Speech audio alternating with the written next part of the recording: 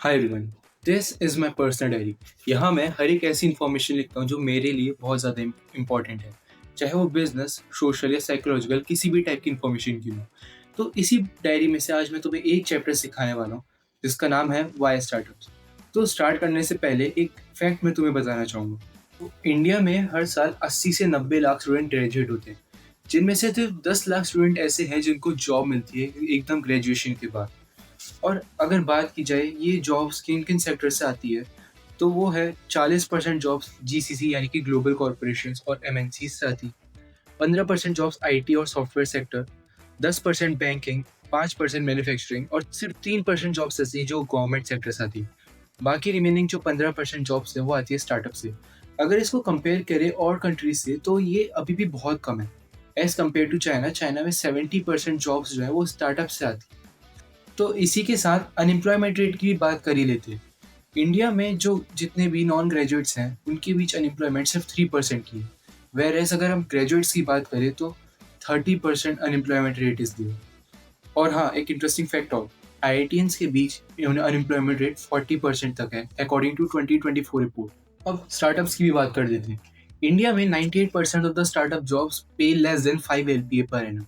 और इंडिया में quality of jobs बहुत ज़्यादा कम है। बैक एंड रोल्स बहुत ज़्यादा है और फ्रंट एंड रोल्स बहुत ज़्यादा कम है। बैक एंड रोल्स मतलब आपको सेम काम बहुत सालों तक रिपीट करते रहना है। दे suck the human out of you. लेकिन अगर फ्रंट एंड रोल्स की बात करें जैसे लीडरशिप रोल्स, ऑर्गेनाइजेशनल रोल्स, आपको नई-नई चीज़ें ट्राई करते रहने का मौका मिले। लेकिन इंडिया में इन रोल्स की बहुत ज़्यादा कमी है। इसका रीज़न है एमएनसीज़। जब आप मल्टीनेशनल कॉर्पोरेशंस में काम करते हो तो हर एक सेक्शन डिवाइडेड होता है।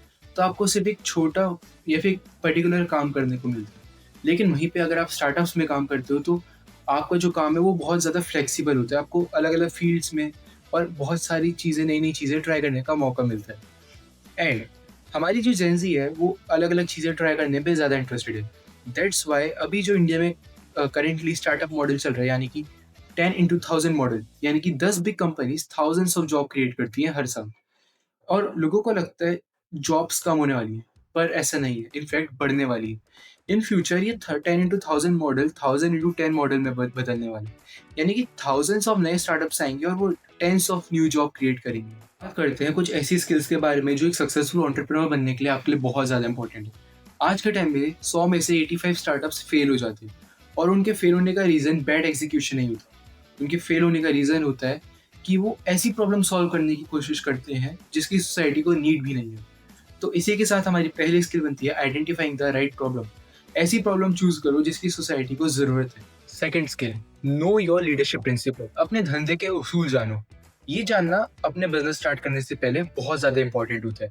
ये आपको डिसाइड करने में हेल्प करता है कि आप किस टाइप के बिज़नेसमैन या फिर एंटरप्रेन्योर बनना चाहते हो। Skill, understand unit economics.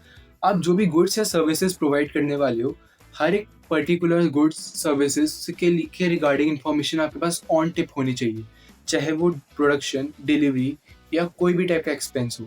Fourth skill, distribution या फिर सप्लाई चेन। देखो, इंडिया में पॉपुलेशन तो 140 करोड़ है, लेकिन आपकी जो टारगेट ऑडियंस होनी चाहिए या फिर जो टारगेट कस्टमर्स होने चाहिए, वो टॉप 10 लाख पीपल होने चाहिए।